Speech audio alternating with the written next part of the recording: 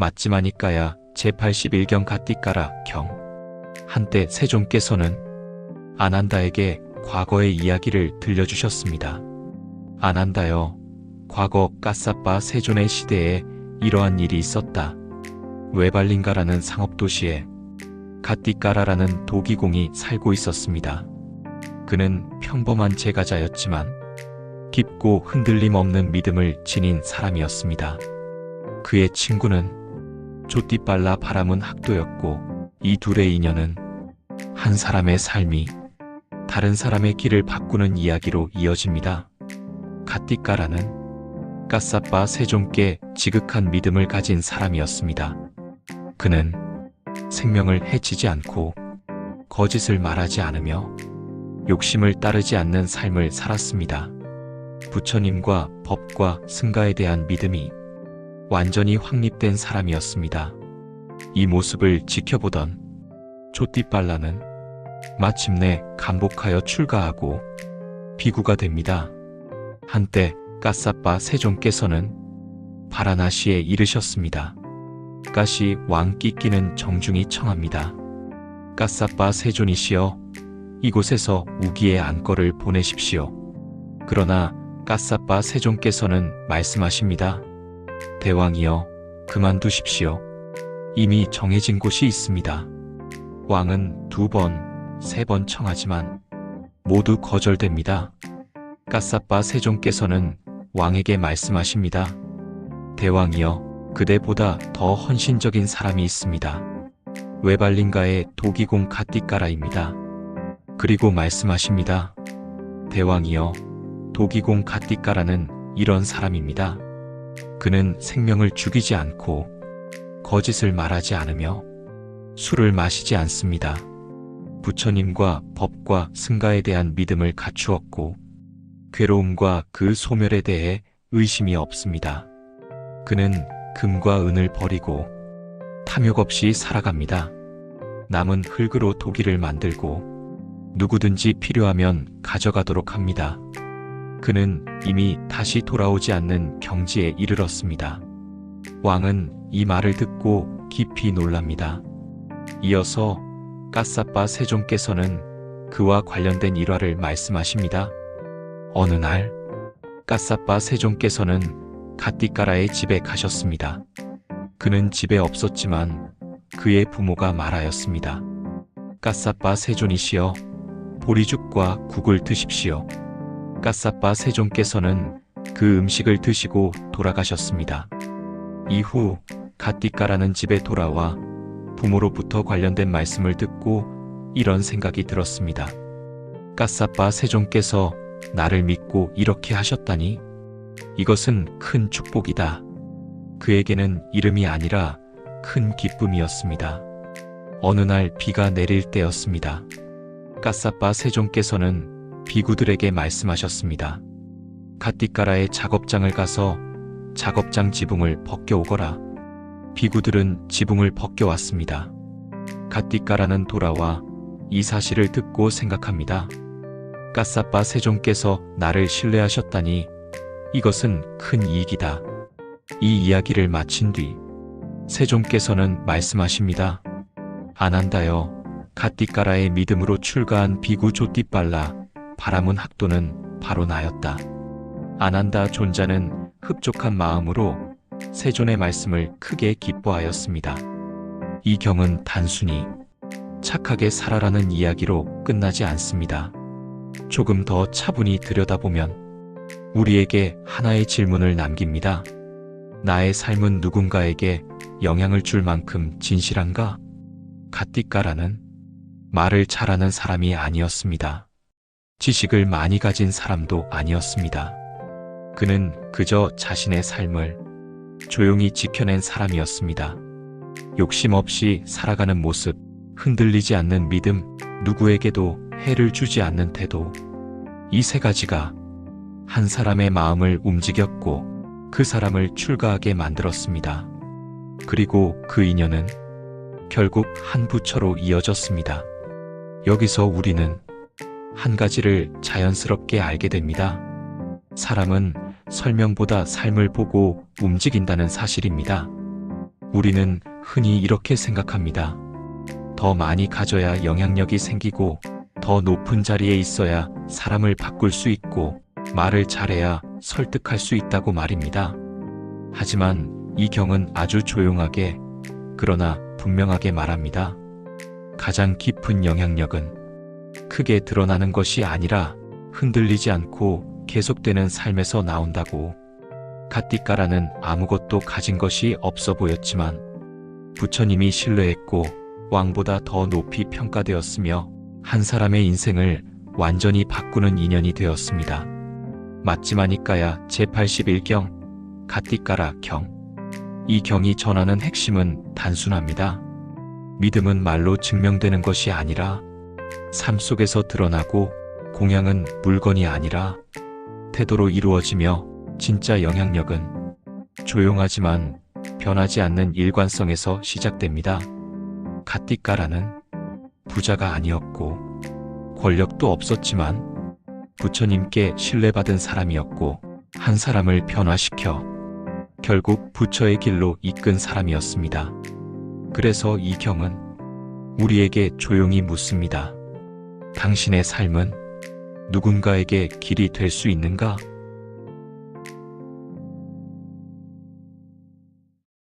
맞지마니까야 제82경 라타팔라 경. 한때 세존께서는 꾸루 지방의 성읍에 머무르고 계셨습니다. 그때 라타팔라라는 청년이 있었습니다. 그는 부유한 가정에서 태어나 부족함 없이 살아가던 사람이었습니다. 그러나 그는 세존의 가르침을 듣고 깊이 감동하여 집을 떠나 출가하기를 원했습니다. 부모는 그를 붙잡았습니다. 하지만 그는 물러서지 않았습니다. 결국 모든 것을 내려놓고 출가의 길을 선택했습니다. 세월이 흐른 뒤 그는 수행을 완성한 아라한이 되어 고향으로 돌아오게 됩니다.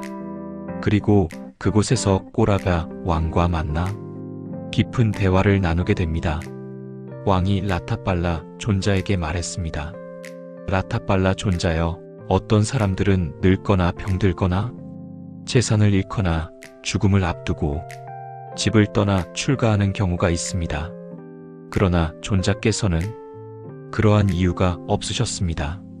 그럼에도 불구하고 무엇을 알고 보고 들어서 집을 떠나 출가하셨습니까? 라타팔라 존자가 말했습니다. 대왕이여, 아시는 분, 보시는 분, 아라한 정등각자이신 그분 세존께서 설하신 4가지 가르침의 요약이 있습니다. 저는 그것을 알고 보고 들어서 집을 떠나 출가하였습니다. 대왕이 물었습니다. 그 4가지란 무엇입니까? 라타팔라 존자가 말했습니다. 대왕이여, 세상은 견고하지 않고 달려간다는 것. 이것이 첫 번째 가르침입니다. 그리고 다시 물었습니다. 대왕께서는 젊었을 때 강건하고 능숙하시어 전쟁을 완수하기에 충분하지 않으셨습니까? 대왕이 말했습니다. 라타팔라 존자여, 그때 저는 강건하였고 능숙하였으며 전쟁을 감당하기에 충분하였습니다. 라타팔라 존자가 다시 물었습니다. 대왕이여, 지금도 그러하십니까? 대왕이 말했습니다. 아닙니다, 라타팔라 존자여. 지금은 늙고 쇠하여 몸이 예전 같지 않습니다. 라타팔라 존자가 말했습니다. 대왕이여, 이것을 두고 세존께서는 세상은 견고하지 않고 달려간다고 설하셨습니다. 라타팔라 존자가 말했습니다. 대왕이여, 세상은 피난처가 없고 보호자가 없다. 이것이 2번째 가르침입니다. 그리고 물었습니다. 대왕께서 병이 드셨을 때 그 고통을 다른 사람이 대신 느껴줄 수 있었습니까? 대왕이 말했습니다. 라타팔라 존자여, 그럴 수 없었습니다. 그 고통은 제가 직접 느껴야 했습니다. 라타팔라 존자가 말했습니다. 대왕이여, 이것을 두고 세존께서는 세상은 피난처가 없고 보호자가 없다고 설하셨습니다. 라타팔라 존자가 말했습니다. 대왕이여, 세상은 자기 것이 없다. 모든 것을 버리고 가야 한다. 이것이 세 번째 가르침입니다. 그리고 물었습니다. 대왕께서는 지금 많은 재산과 즐거움을 누리고 계십니다. 그러나 저 세상에서도 그것을 그대로 누리실 수 있습니까? 대왕이 말했습니다. 라타팔라 존자여, 그럴 수 없습니다. 저는 업에 따라 떠나고 다른 사람들이 그것을 가져갈 것입니다. 라타팔라 존자가 말했습니다. 대왕이여, 이것을 두고 세존께서는 세상은 자기 것이 없다. 모든 것을 버리고 가야 한다고 설하셨습니다. 라타팔라 존자가 말했습니다. 대왕이여, 세상은 항상 불완전하고 만족할 줄 모르며 가래의 노예이다. 이것이 네 번째 가르침입니다. 그리고 물었습니다.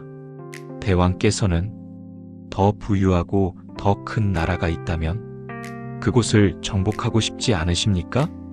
대왕이 말했습니다. 라타팔라 존자여, 그렇습니다. 우리는 그것을 정복하고자 할 것입니다. 라타팔라 존자가 말했습니다. 대왕이여, 이것을 두고 세존께서는 세상은 항상 불완전하고 만족할 줄 모르며 가래의 노예이다라고 설하셨습니다. 이 말을 듣고 왕이 말했습니다. 경이롭습니다. 라타팔라 존자여.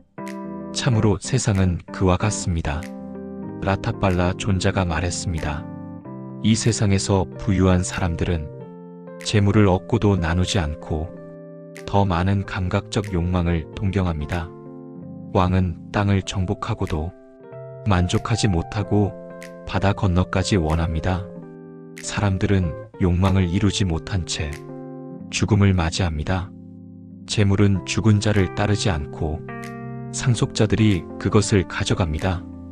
친지들은 울며 애도하지만 결국 장작더미 위에서 태워집니다. 한 벌의 옷만 입고 홀로 떠나야 합니다. 이 경은 지금 우리의 삶을 그대로 비추고 있습니다. 세상은 견고하지 않습니다. 건강과 관계, 재산과 일은 언제든 변할 수 있습니다. 세상은 우리를 대신 살아주지 않습니다. 고통과 책임은 결국 내가 감당해야 합니다. 세상은 내 것이 아닙니다. 우리가 가진 모든 것은 결국 내려놓고 가야 합니다. 그리고 세상은 결코 만족되지 않습니다. 하나를 이루면 또 다른 것을 원하게 됩니다. 우리가 지치는 이유는 분명합니다. 변하는 것을 붙잡고 의지할 수 없는 것에 기대며 내 것이 아닌 것을 내 것이라 믿고 끝없는 욕망 속에서 살아가기 때문입니다. 그래서 이 경은 말합니다. 보라, 그리고 내려놓아라. 지금 붙잡고 있는 것이 정말 붙잡을 수 있는 것인지 한번 돌아보라는 것입니다. 그 질문 하나만으로도 삶은 조금 가벼워집니다. 맞지마니까야 제82경 라타팔라경. 이 경의 핵심은 분명합니다. 세상은 견고하지 않고 의지할 수 없으며 소유할 수 없고 만족되지 않습니다. 그럼에도 우리는 붙잡고 쌓고 더 원합니다. 그래서 세존의 가르침은 단순합니다. 보라, 그리고 내려놓아라. 이 경은 우리에게 묻습니다. 지금 우리가 붙잡고 있는 것은 정말 붙잡을 수 있는 것입니까?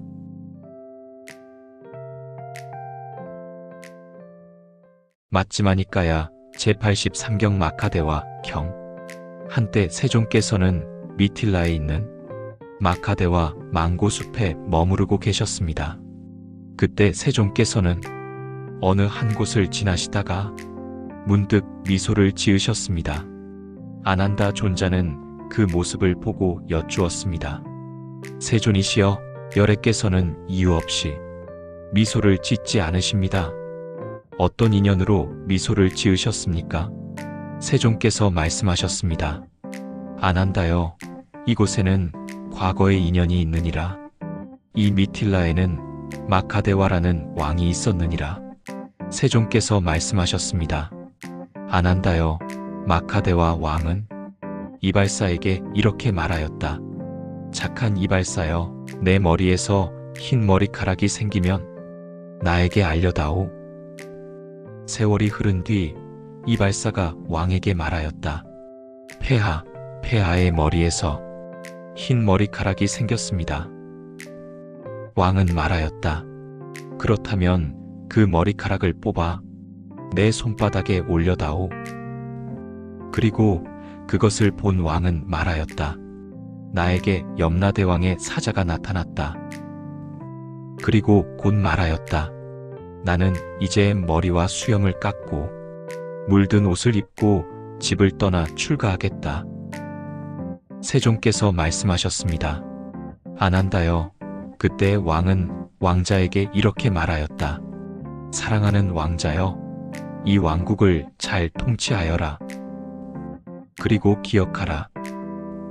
내 머리에서 흰 머리카락이 생기면 왕위를 넘기고 집을 떠나 출가하여라. 그리고 마지막으로 말하였다. 내가 제정한 이 좋은 관행을 끊지 말고 계속 전하여라. 세종께서 말씀하셨습니다. 안한다여, 그 왕자는 그대로 행하였다. 그 이후 이 관행은 끊이지 않았다. 마카대와 왕조의 왕들은 흰 머리카락이 생기면 모두 왕위를 내려놓고 출가하였다. 그들은 마카대와 망고숲에서 머물며 자애와 연민과 기쁨과 평온, 네 가지 거룩한 마음을 온 사방에 가득 채우며 머물렀다. 그리고 그들은 모두 죽은 뒤 범천의 세상에 태어났다. 세종께서 말씀하셨습니다. 안한다여, 그 마지막 왕이 님이 왕이었다. 님이 왕 또한 법대로 행하며 포사를 지키고 같은 방식으로 왕위를 내려놓고 출가하였다. 그 역시 네 가지 거룩한 마음을 닦아 범천의 세상에 태어났다. 세종께서 말씀하셨습니다. 그러나 안한다여, 님이 왕에게는 아들이 있었다. 그는 집을 떠나 출가하지 않았다. 그는 그 좋은 관행을 끊어버렸다. 그래서 그는 그들 가운데 마지막 사람이 되었다. 세종께서 말씀하셨습니다. 안한다여, 그대는 그때의 마카대와 왕이 다른 사람이라고 생각할지도 모른다. 그러나 그렇게 여겨서는 안 된다. 그때의 마카대와 왕은 바로 나였다. 세종께서 말씀하셨습니다. 안한다여, 그러나 그때의 그 좋은 관행은 속된 것에 대해 완전히 역겨움으로 인도하지 못했고, 욕망의 핏바램으로 인도하지 못했고, 소멸로 인도하지 못했고, 고요함으로 인도하지 못했고, 최상의 지혜로 인도하지 못했고, 바른 깨달음으로 인도하지 못했고, 열반으로 인도하지 못하였다. 그것은 오직 범천의 세계에 태어나는 것이었다. 세종께서 말씀하셨습니다. 안한다여, 그러면 지금 내가 제정한 참된 좋은 관행은 무엇인가? 바로 이 성스러운 팔정도이다. 바른 견해, 바른 사유, 바른 말, 바른 행위, 바른 생계, 바른 정진, 바른 마음 챙김, 바른 삼매. 이것이 열반으로 인도하는 길이다. 세종께서 말씀하셨습니다. 안한다여, 내가 제정한 이 좋은 관행을 계속 전하여라. 그대는 마지막 사람이 되지 마라. 안한다 존자는 그 말씀을 듣고 기쁜 마음으로 받아들였습니다. 이 경은 옛 왕들의 이야기처럼 보이지만 사실은 지금 우리의 삶을 그대로 비추고 있습니다. 우리는 모두 나름의 좋은 관행을 가지고 살아갑니다. 성실하게 일하고 가정을 지키고 남에게 피해 주지 않으며 좋은 사람이 되려고 노력합니다. 하지만 이 경은 조용히 묻습니다. 그 삶이 끝을 향해 가고 있는가? 마카대와 왕들과 그 후손들은 욕망을 내려놓고 때가 되면 떠날 줄 알았으며 자애로운 마음까지 닦았습니다. 그러나 그것만으로는 윤회를 끝내지 못했습니다. 왜냐하면 그들은 잘 사는 법은 알았지만 바르게 보는 법까지는 완성하지 못했기 때문입니다. 그래서 세종께서는 전혀 다른 길을 제시하십니다. 바르게 보는 것에서 시작하라. 그것이 바로 성스러운 팔정도입니다. 단순히 착하게 사는 것이 아니라 왜 집착이 생기는지, 왜 괴로움이 반복되는지, 무엇을 붙잡고 있는지를 바르게 보고 끊어내는 길입니다. 그래서 이 경은 말합니다. 좋은 삶으로는 부족하다. 깨어있는 삶이 필요하다. 그리고 우리에게 묻습니다. 지금 나는 잘 살고 있는가? 아니면 끝을 향해 가고 있는가? 맞지마니까야 제83경 마카데와 경. 이 경이 전하는 가르침은 분명합니다. 왕들은 욕망을 내려놓고 때가 되면 떠날 줄 알았으며 자애로운 마음으로 살아갔습니다. 그러나 그 삶은 윤회를 멈추지 못했습니다. 좋은 삶은 윤회를 더 좋게 만들 뿐 그 끝에 이르게 하지는 못합니다. 그래서 세종께서는 말씀하십니다. 지금 내가 제정한 이 길을 끊지 말라. 그 길은 단순한 선행이 아니라 바르게 보고 바르게 살아가는 길, 성스러운 팔정도입니다. 이 경이 우리에게 남기는 물음은 단 하나입니다. 나는 잘 살고 있는가? 아니면 깨어가고 있는가?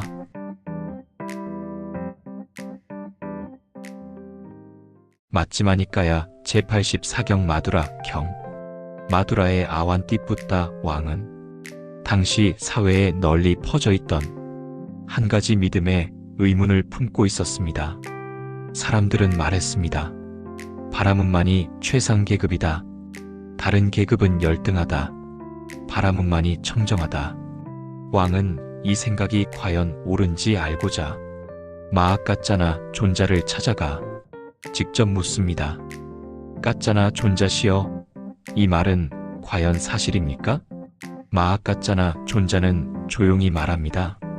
대왕이여, 끄샤뜨리아든 바라문이든 와이샤든 수드라든 누구든 부와 재산을 얻게 되면 사람들은 그를 공경하고 섬깁니다. 그리고 덧붙입니다. 그가 어떤 계급이든 힘과 재산을 가지면 사람들은 그를 따릅니다. 사람들이 따르는 기준은 태어난 신분이 아니라 그 사람이 지금 어떤 상태에 있는가입니다. 마아까짜나 존자는 이어서 말합니다.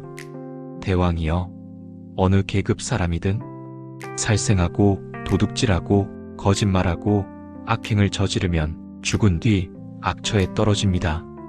그리고 다시 말합니다. 어느 계급 사람이든 살생을 버리고 도둑질을 버리고 바르게 살아가면 죽은 뒤 좋은 곳에 태어납니다. 여기에는 예외가 없습니다.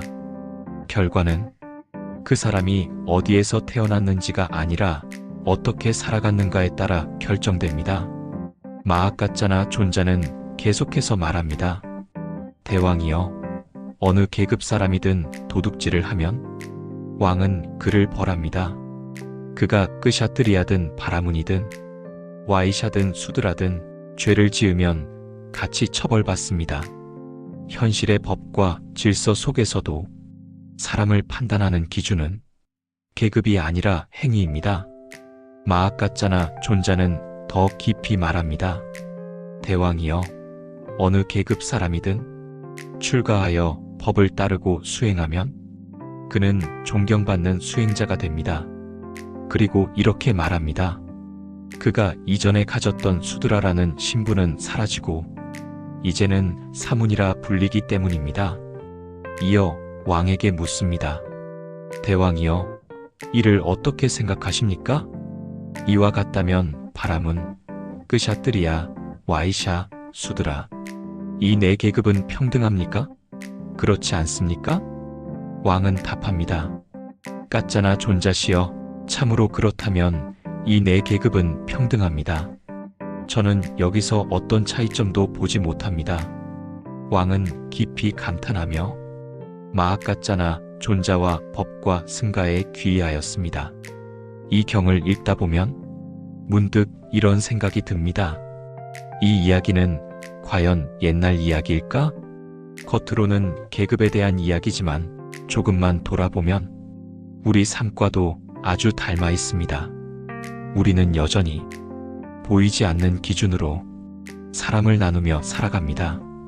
어떤 학교를 나왔는지, 어떤 직업을 가졌는지, 얼마나 성공했는지, 어떤 배경을 가지고 있는지, 이런 것들을 통해 사람을 판단하려 합니다. 하지만 이경은 아주 조용하게 묻습니다. 그 사람은 어떻게 살아가고 있는가? 정직한가? 남을 해치지 않는가? 맡은 일을 성실하게 하고 있는가? 이러한 것들이야말로 그 사람을 드러내는 기준이라는 것입니다. 우리는 때때로 자신의 조건에 묶여 이렇게 생각하기도 합니다. 나는 원래 이런 환경이니까 나는 여기까지가 한계야.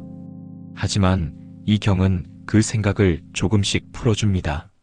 지금의 모습은 과거의 결과일 수 있지만 앞으로의 모습은 지금의 선택에 달려 있다는 것입니다. 작은 행동 하나, 말 한마디, 하루를 살아가는 태도, 이 모든 것이 쌓여 결국 한 사람을 만들어갑니다. 그래서 이 가르침은 누군가를 판단하기 위한 것이 아니라 조용히 스스로를 돌아보게 합니다. 나는 지금 어떻게 살아가고 있는가? 맞지마니까야 제84경 마두라경. 이 경은 이렇게 말합니다. 사람은 태어난 배경으로 결정되지 않습니다. 재산 앞에서도, 법 앞에서도, 결과 앞에서도, 수행 앞에서도, 바람은, 끄샤뜨리야, 와이샤, 수드라, 이 네 계급은 본질적으로 다르지 않습니다. 차이를 만드는 것은 단 하나, 그 사람이 어떻게 살아가는가입니다. 그래서 이 경은 우리에게 아주 담담하게 이야기합니다. 누구로 태어났는지는 그리 중요하지 않습니다. 지금 어떻게 살아가고 있는가? 그것이 결국 그 사람을 만들어갑니다.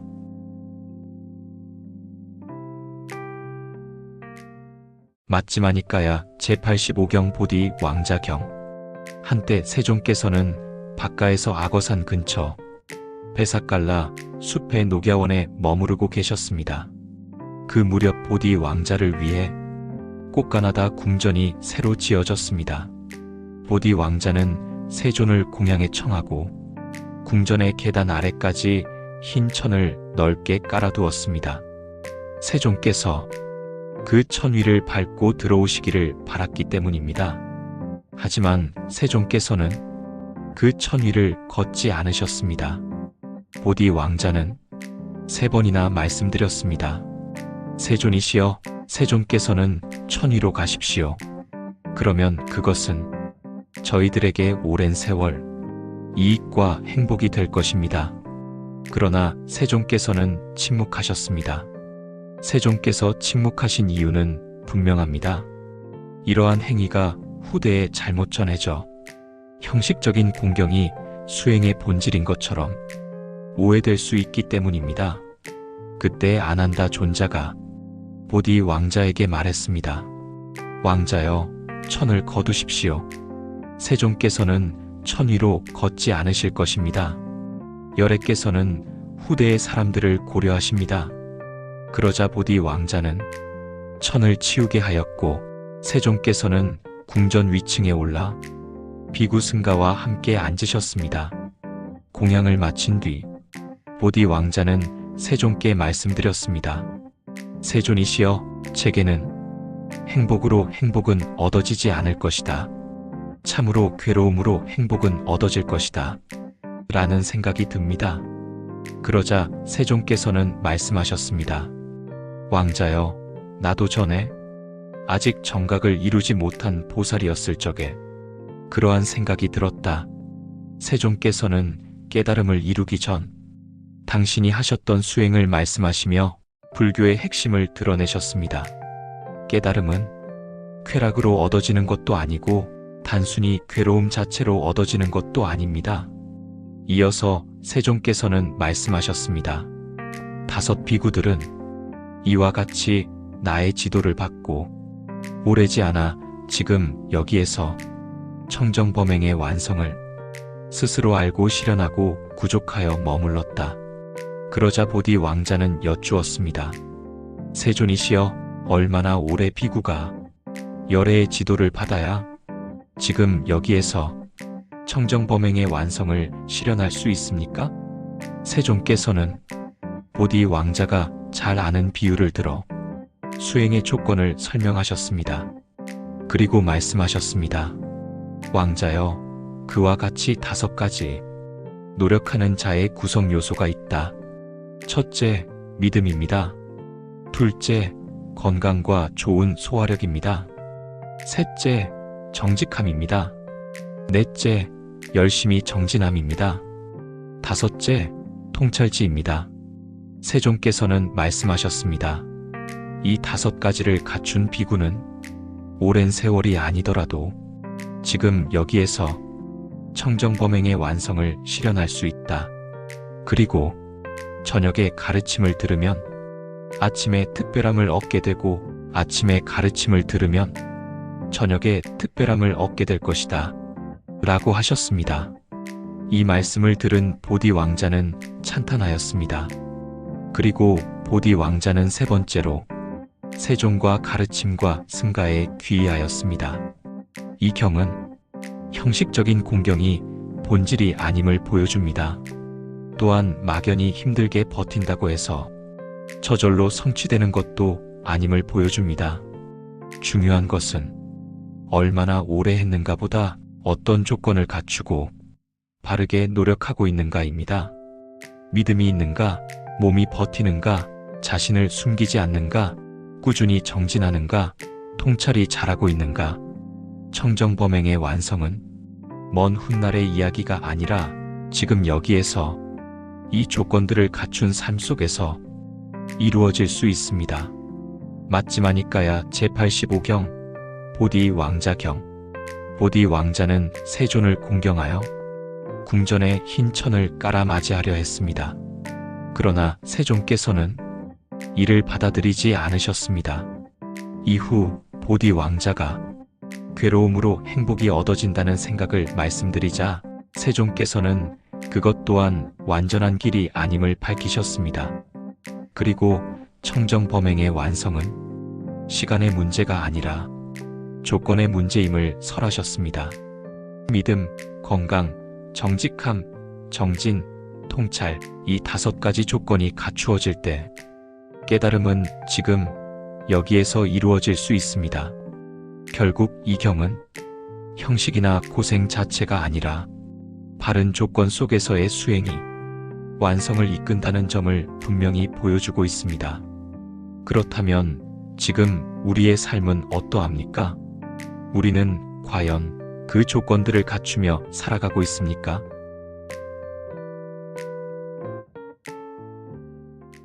맞지마니까야 제86경 앙굴리말라 경. 한때 세종께서는 사와티에 머무르고 계셨습니다. 그 무렵 앙굴리말라라는 존재가 있었습니다. 그는 한때 수많은 생명을 해친 살인자였습니다. 사람들을 죽인 뒤 그들의 손가락을 잘라 목에 걸고 다녔기에 사람들은 그를 앙굴리말라라 불렀습니다. 그러나 그는 세존을 만나 출가하였고 완전히 다른 삶을 걷고 있었습니다. 한때 앙굴리말라 존자는 탑발을 나갔다가 출산의 고통에 시달리는 한 여인을 보게 됩니다. 그 모습을 보고 마음이 움직였지만 어떻게 도와야 할지 몰라 세종께 돌아와 여쭈었습니다. 세종께서는 말씀하셨습니다. 앙굴리말라여, 그 여인에게 가서 이렇게 말하라. 내가 성스러운 태생으로 거듭난 이후로 의도적으로 산 생명의 목숨을 빼앗은 적이 없습니다. 이 진실로 그대가 안락하고 태아도 안락하기를 바랍니다. 앙굴리말라는 그대로 가서 그 말을 전했습니다. 그러자 그 여인은 안락해졌고 태아도 안락해졌습니다. 그 일을 계기로 앙굴리말라는 더욱 정진합니다. 그는 홀로 물러나 게으르지 않고 스스로를 독려하며 수행했습니다. 그리고 오래지 않아 아라한이 되었습니다. 그러던 어느 날 앙굴리말라 존자는 탁발을 나갔다가 사람들이 그를 알아보았습니다. 사람들은 흙덩이와 돌 몽둥이를 던졌고 그의 머리는 깨지고 피가 흐르고 옷은 찢어졌습니다. 그는 상처 입은 몸으로 세종께 돌아왔습니다. 세종께서는 그를 보시고 조용히 말씀하셨습니다. 참아라, 바라문이여. 그대가 수백 년, 수천 년 동안 지옥에서 받을 과보를 지금 여기에서 겪고 있는 것이다. 그 후 앙굴리말라는 한적한 곳에 앉아 해탈의 기쁨을 느끼며 말합니다. 전에 방일했지만 이제는 방일하지 않는다. 앙굴리말라는 자신의 삶을 이렇게 정리합니다. 비록 예전에는 살인자였지만 이제 내 이름은 불의이다. 이제 나는 그 누구도 해치지 않는다. 나는 존재의 사슬을 끊었고 업의 과보를 겪어 이제는 빚 없이 산다. 그는 더 이상 과거의 사람이 아니었습니다. 그는 마지막으로 말합니다. 어리석고 우둔한 자들은 방일에 빠지지만 현자는 방일하지 않음을 최고의 재산처럼 지킨다. 방일에 빠지지 말고 감각적 욕망에 탐닉하지 마라. 방일하지 않고 집중하는 자는 궁극적인 행복을 얻는다. 그리고 조용히 선언합니다. 잘 왔노라. 잘못 오지 않았노라. 부처님의 교법을 모두 실천하였노라. 이 이야기는 단순히 나쁜 사람이 착해졌다는 이야기가 아닙니다. 이 경이 우리에게 묻는 것은 훨씬 더 근본적인 질문입니다. 과거가 아무리 무거워도 사람은 바뀔 수 있는가? 앙굴리말라는 자신의 과거를 부정하지 않았습니다. 합리화하지도 않았고 핑계도 대지 않았습니다. 그리고 무엇보다 그 결과를 피하지 않았습니다. 사람들에게 돌을 맞고 피를 흘리면서도 그는 도망치지 않았습니다. 왜냐하면 그는 이미 알고 있었기 때문입니다. 이것은 내가 지은 업의 결과다. 우리는 보통 고통을 피하려 합니다. 과거를 덮으려 하고 책임을 다른 곳으로 돌리려 합니다. 하지만 이 경은 말합니다. 고통을 피하는 것은 끝내는 것이 아니라 단지 미루는 것일 뿐이라고. 앙굴리말라는 도망치지 않았습니다. 그는 그 자리에서 끝냈습니다. 그래서 그는 과거로부터 도망쳐 자유로워진 것이 아니라 과거를 완전히 지나쳐 자유로워졌습니다. 이것이 불교가 말하는 진짜 변화입니다. 맞지마니까야 제86경 앙굴리말라 경. 이 경은 세 가지를 분명하게 보여줍니다. 첫째, 진실의 힘입니다. 이 진실로 그대가 안락하기를 바랍니다. 이 말은 단순한 위로가 아니라 실제로 고통을 변화시키는 힘입니다. 진실하게 살아가는 삶은 보이지 않지만 분명히 현실을 바꿉니다. 둘째, 업의 법칙입니다. 과거의 행위는 사라지지 않습니다. 앙굴리말라도 깨달음을 얻었지만 돌을 맞고 피를 흘려야 했습니다.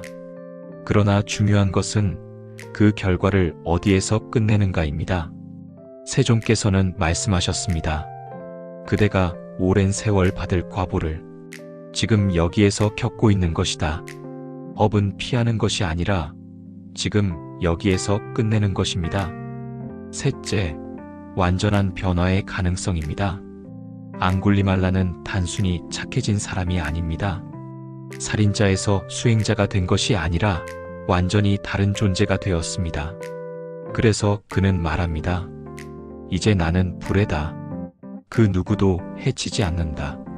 이 경은 조용히 우리에게 묻습니다. 과거가 어떠했는지보다 지금 이 순간 어떻게 살아가고 있는가? 그 깨어있음이 삶을 바꾸어 간다는 사실을.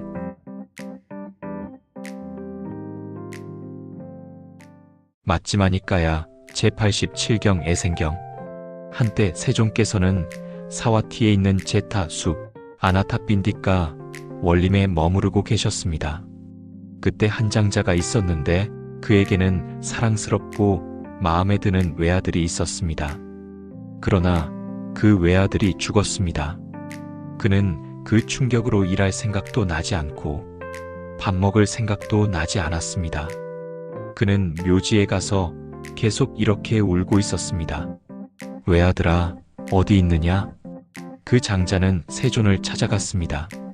세존께 절을 올리고 한쪽에 앉자 세존께서는 조용히 말씀하셨습니다. 장자여, 그대의 감각기관들은 마음이 안정된 사람과 같지 않구나. 심히 어지럽구나. 장자는 답했습니다. 세존이시여, 어찌 어지럽지 않겠습니까?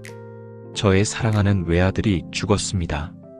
저는 아무것도 할 수 없고 묘지에 가서 그 아이를 찾으며 울고 있습니다.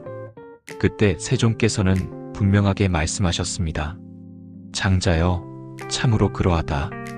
근심, 탄식, 육체적 고통, 정신적 고통, 절망은 사랑하는 사람에게서 생겨나고 사랑하는 사람에게서 발생한다. 그러나 장자는 이 말을 받아들이지 못했습니다. 그는 말했습니다. 세존이시여, 그렇지 않습니다. 사랑하는 사람에게서 생기는 것은 즐거움과 기쁨입니다. 그는 불만을 품고 자리를 떠났습니다. 그리고 근처 노름꾼들에게 가서 이 말을 전했습니다. 사문고따마는 사랑에서 고통이 생긴다고 말한다. 노름꾼들은 웃으며 말했습니다. 장자여, 아닙니다. 사랑하는 사람에게서 생기는 것은 즐거움과 기쁨입니다.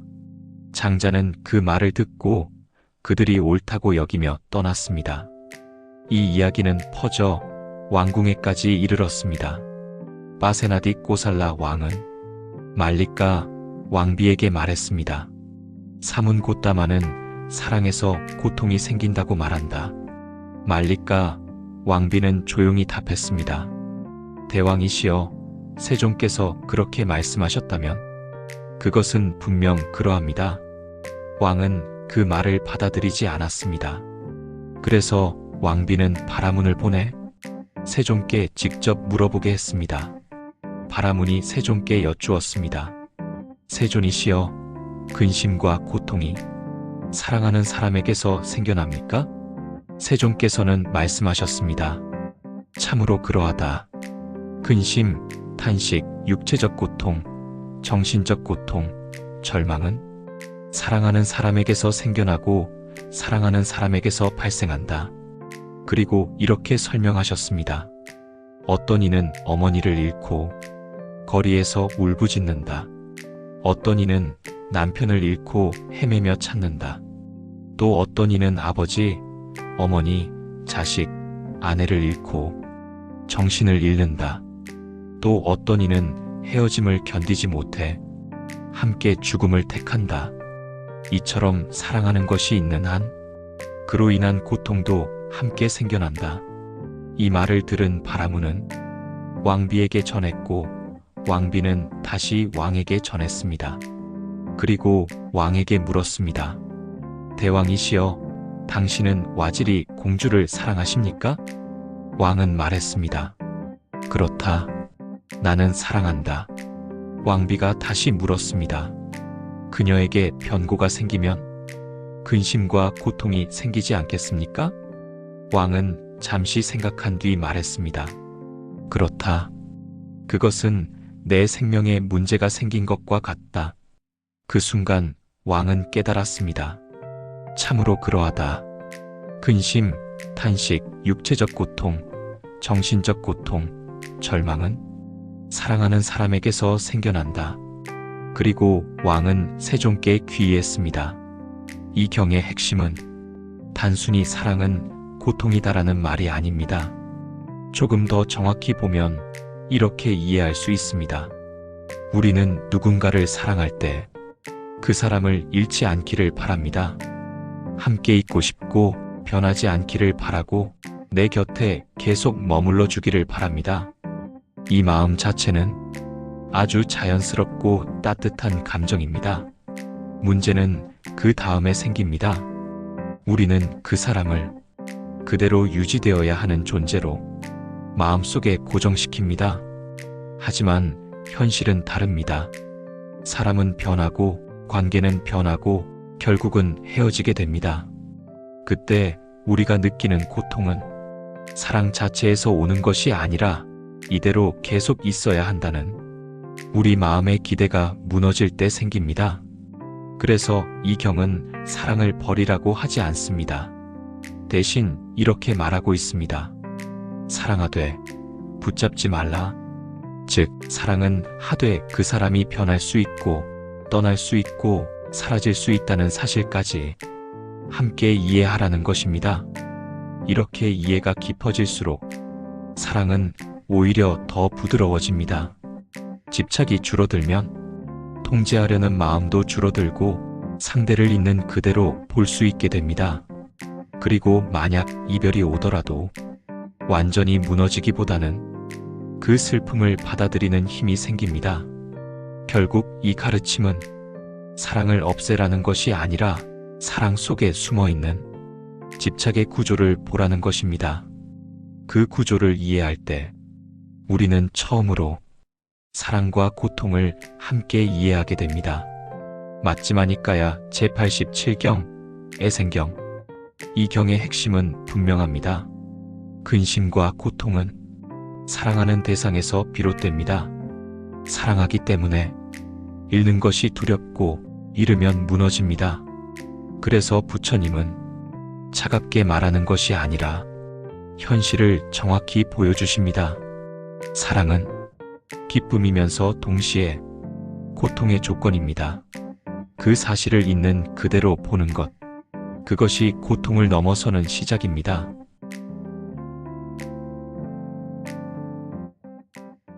맞지마니까야 제88경, 외투경.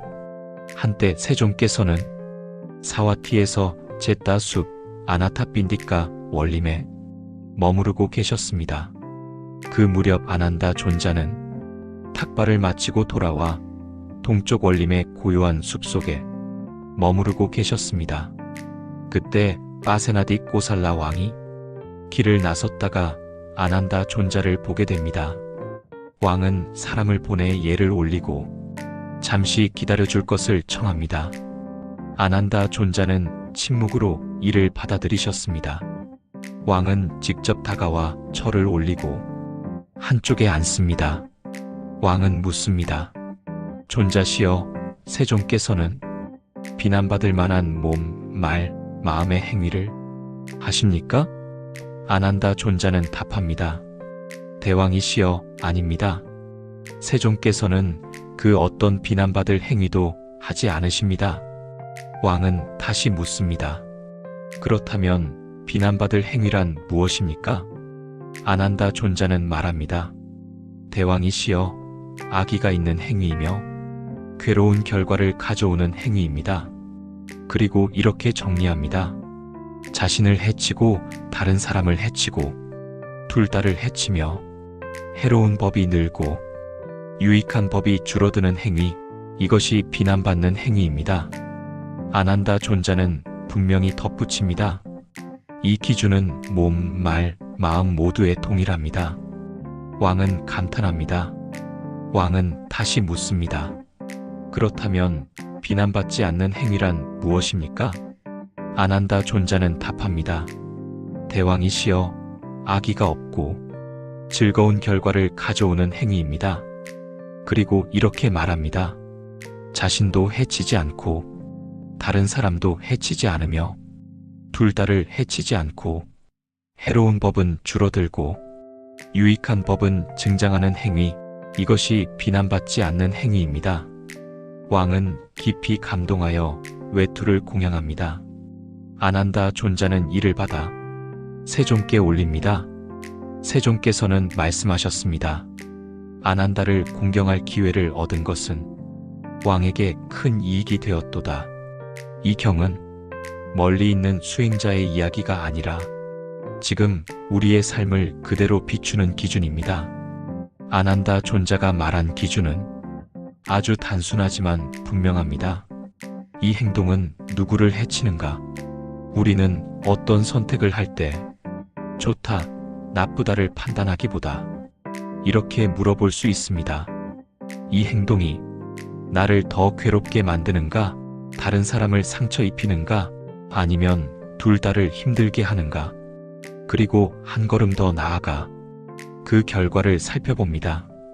이 행동으로 내 안의 불안, 분노, 욕심이 커지는지 아니면 평온함과 이해, 여유가 자라는지. 이 기준은 특별한 수행자에게만 필요한 것이 아니라 일상 속에서 바로 적용할 수 있습니다. 말 한마디, 작은 선택 하나, 순간의 반응까지도 이 기준 위에 올려놓고 볼 수 있습니다. 우리는 종종 의도는 괜찮았다라고 말하지만 이 경은 조용히 묻습니다. 그 결과는 어떠한가? 결국 삶을 바꾸는 것은 의도가 아니라 반복되는 결과입니다. 그래서 이 경은 복잡한 기준 대신 아주 분명한 하나를 남깁니다. 해를 줄이는가, 이익을 키우는가? 이 질문 하나만으로도 우리는 지금 이 순간의 선택을 훨씬 더 분명하게 볼 수 있습니다. 맞지마니까야 제88경, 외투경. 이 경의 핵심은 단순합니다. 자신과 타인을 해치고 해로운 마음을 키우면 그것은 악입니다. 자신과 타인을 해치지 않고 유익한 마음을 키우면 그것은 선입니다. 몸이든 말이든 마음이든 이 기준은 같습니다. 행위의 옳고 그름은 결과로 드러납니다. 그래서 이 경은 우리에게 조용히 묻습니다. 지금 내가 하고 있는 이 행동은 나와 타인을 어느 방향으로 이끌고 있는가? 해를 키우고 있는가? 아니면 이익을 키우고 있는가? 그리고 지금 이 순간 나는 어떤 선택을 하고 있는가?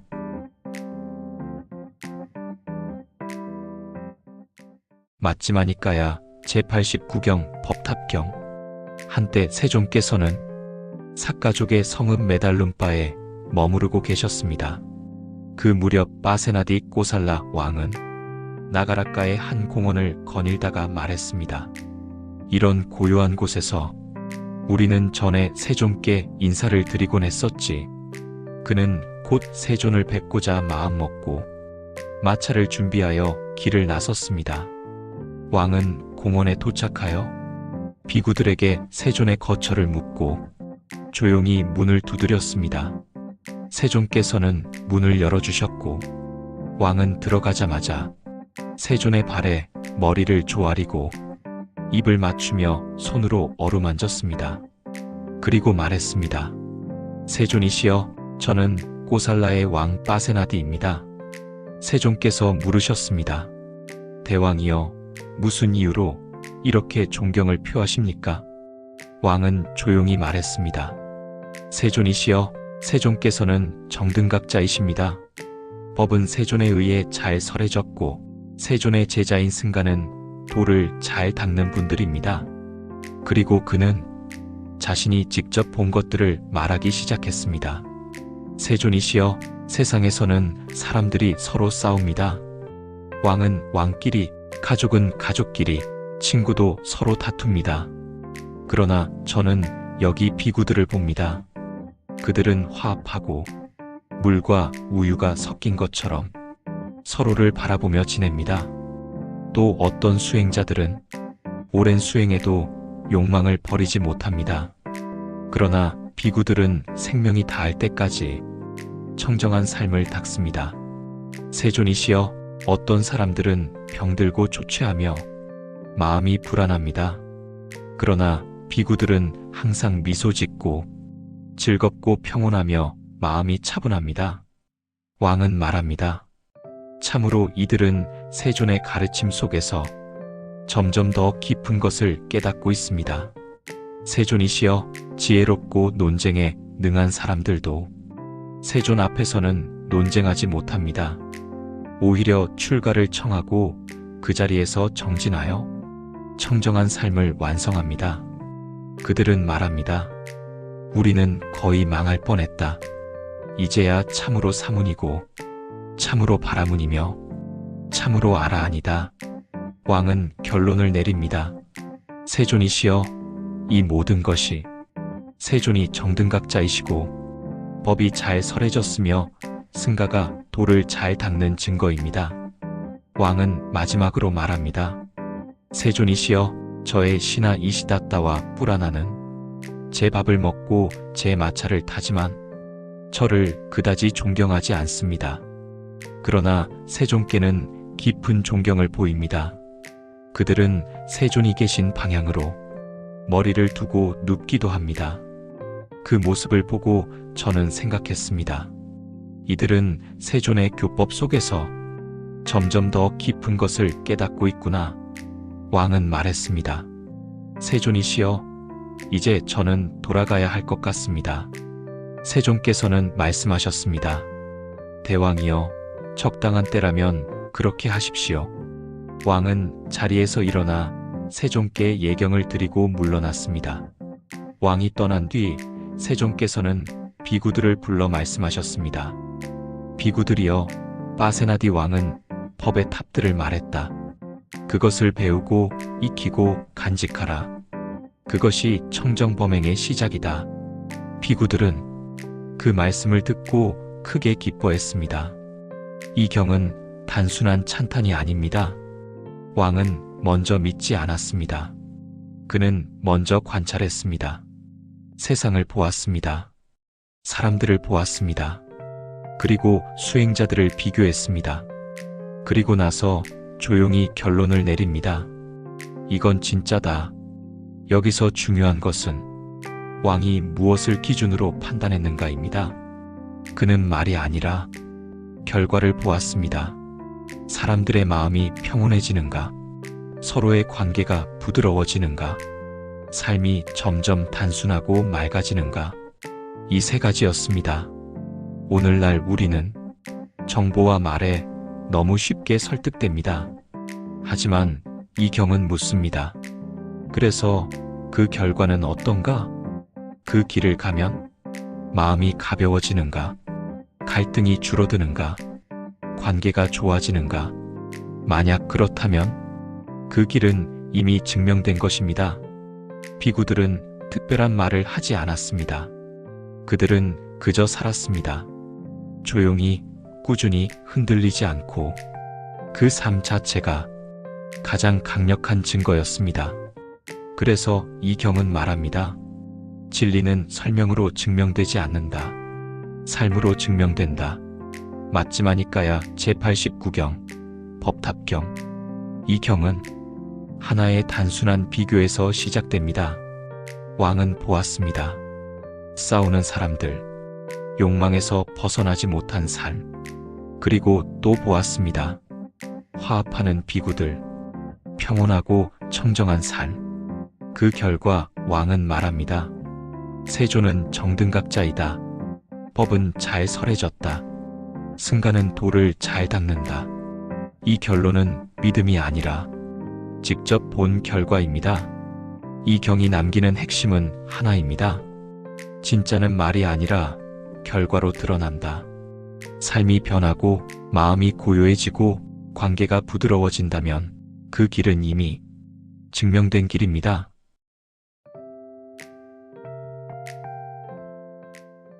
맞지마니까야 제90경 깐나까탈라경. 한때 세존께서는 우준야의 깐나까탈라 녹야원에 머무르고 계셨습니다.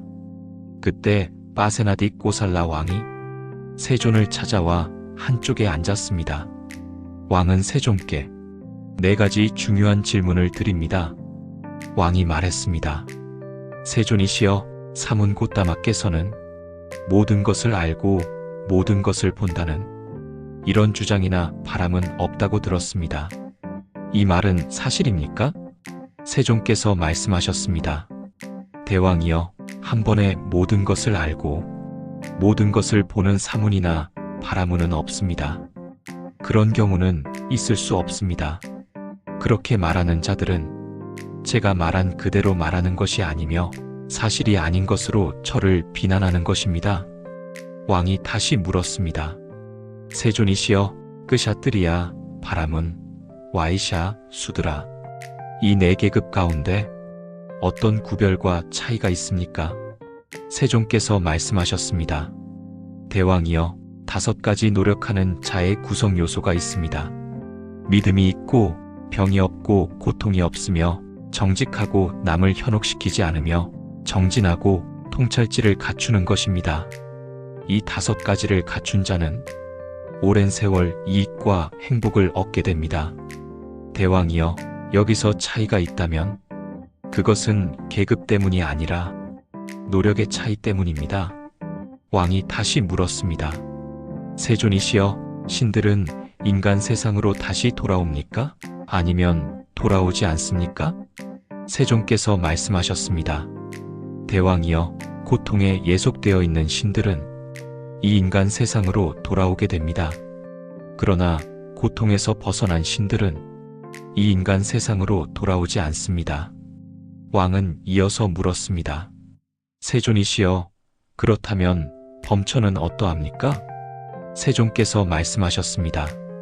대왕이여, 범천 또한 마찬가지입니다. 고통에 예속되어 있다면 다시 돌아오게 되고 고통에서 벗어났다면 다시 돌아오지 않습니다. 세존께서 다시 말씀하셨습니다. 대왕이여, 마른 나무든 산라나무든 망고나무든 무화과나무든 어떤 나무로 불을 지피더라도 그 불꽃 사이에 차이가 있습니까? 왕이 말했습니다. 차이가 없습니다, 세존이시여. 세존께서 말씀하셨습니다. 대왕이여, 이와 같이 정진으로 점화된 해탈은 그들 사이에 차이가 없습니다. 왕은 세존께 말했습니다. 세존이시여, 우리는 세존께 질문을 드렸고 세존께서는 그것을 분명히 설명해 주셨습니다. 우리는 그것을 인정하고 받아들입니다. 그래서 마음이 흡족합니다. 왕은 자리에서 일어나 세존께 절하고 떠났습니다. 이 경은 겉으로 보면 왕과 부처님의 단순한 문답처럼 보입니다. 하지만 그 안에는 우리가 지금도 흔히 빠지는 생각들이 그대로 담겨 있습니다. 우리는 종종 완벽하게 모든 것을 아는 사람을 기대합니다. 어떤 분야든 완전히 통달한 존재, 한 번에 모든 답을 내릴 수 있는 사람 말입니다. 하지만 세존께서는 분명히 말씀하십니다. 그런 존재는 없습니다. 이 말은 단순한 부정이 아니라 우리에게 중요한 방향을 알려줍니다. 완벽한 지식이 아니라 올바른 이해와 과정이 중요하다는 것입니다. 또 우리는 사람을 볼 때 출신, 배경, 조건으로 판단하려는 경향이 있습니다. 하지만 이 경에서는 그 모든 기준을 내려놓습니다. 대신 이렇게 말합니다. 사람의 차이는 5가지 조건, 즉 믿음, 건강, 정직, 노력, 통찰에서 나온다고 합니다. 이 기준은 매우 현실적입니다. 누구나 시작할 수 있고 누구나 만들어갈 수 있기 때문입니다. 그리고 신과 범천에 대한 질문에서는 더 깊은 통찰이 드러납니다. 우리는 흔히 높은 존재는 이미 완성된 존재라고 생각합니다. 하지만 세존께서는 말씀하십니다. 존재의 높고 낮음이 중요한 것이 아니라 고통에 묶여 있는가, 벗어났는가가 중요합니다. 이 기준은 신에게도 인간에게도 누구에게나 동일하게 적용됩니다. 즉, 모든 존재는 같은 법칙 안에 있습니다. 그래서 이 경은 특별한 존재를 찾기보다 지금 자신의 상태를 돌아보게 합니다. 나는 지금 조건을 갖추고 있는가? 아니면 단지 결과만 바라고 있는가? 맞지마니까야 제90경, 깐나까탈라경. 이 경은 4가지 질문으로 시작하지만 하나의 방향으로 우리를 이끕니다. 세존께서는 이렇게 말씀하십니다. 모든 것을 한 번에 아는 존재는 없으며 사람의 차이는 태어남이 아니라 노력에서 나오고 신과 범천이라 할지라도 고통에서 벗어나지 못하면 다시 돌아오게 됩니다. 그리고 마지막으로 조용하지만 분명하게 말씀하십니다. 해탈의 결과에는 차이가 없습니다. 이 말은 우리에게 큰 위로이자 동시에 분명한 기준이 됩니다. 누구든지 조건을 갖추면 도달할 수 있고 조건이 없으면 도달할 수 없습니다. 그래서 이 경은 특별한 누군가의 이야기가 아니라 지금 여기 있는 우리의 이야기입니다. 결국 중요한 것은 우리가 어디에서 왔는가가 아니라 지금 어떤 방향으로 가고 있는가입니다.